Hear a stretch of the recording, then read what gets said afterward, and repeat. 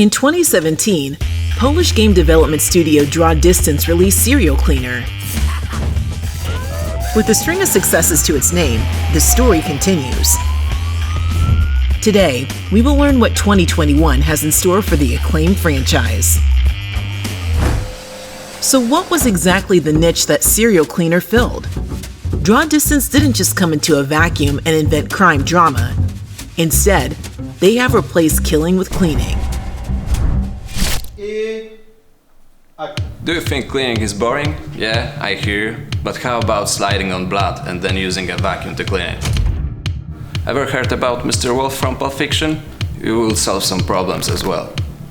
We replaced the cartoony slapstick with cynical 90s humor.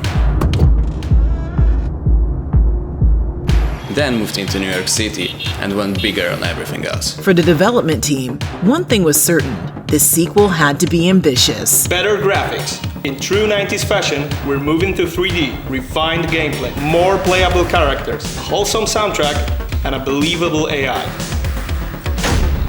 We don't want you figuring out our meticulously crafted puzzles. We are much more into giving you some funny tools so you can solve problems the way you want it. If you are into sneaking, that's cool, we've got you covered.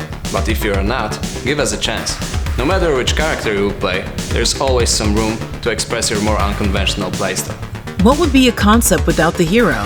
This time around, there's an entire ensemble. While Bob, the anti-hero of the prequel, makes a comeback, we introduce 3 new playable characters in Serial Cleaners. Each character is tied to a map and has a unique set of abilities. Erin Reed, aka Viper, is a skilled hacker and the youngest cleaner on the crew. Even though she's secretive about her past, her wit and her skills landed her a job she would never think to enjoy this much. Every hero needs a scene to truly shine. Let's have a closer look on one of the levels. Rather than constructing each asset separately, we created our levels, painting it all at once, treating it as a huge artistic canvas, layering multiple paint stroke, graffiti tags, and visual effects, and then purposely damaging it, the same way that Basquiat did in his work.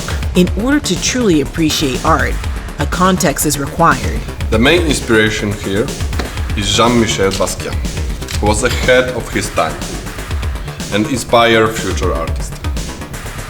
Attention to detail is a virtue that is cherished at Draw Distance. We draw inspiration from 90s pop culture, sure, but to tap into its unique atmosphere, you have to live and breathe the 90s. I drive a 90s SUV. I play games on CDs and cartridges, binge movies on VHS tapes. I even switched to MS-DOS laptop. We're going full method on this one. Psycho is one of our more eccentric cleaners. He carries a chainsaw under his coat, which tells a lot about him. He chops bodies and neutralizes people by throwing limbs at them. Guess what kind of music he's into? Every era has its own sound, and the sound of the 90s was truly profound.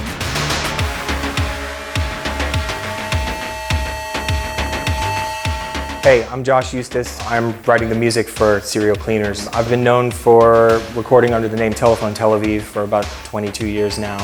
But I've also played in 9 Inch Nails and produced other bands. The composition job on this video game is really difficult. What we're doing is creating a sort of ecosystem of musics that were all related in the way that these musics were related in the real world. Most of the music is sort of rooted in kind of 90s subcultures. East Coast hip-hop stuff, body music that was popular in the 90s, kind of early rave-related music. And then there's one guy, Bob, who tends to like sort of late period ECM jazz, which is more of a 70s, 80s thing, because he's a little older.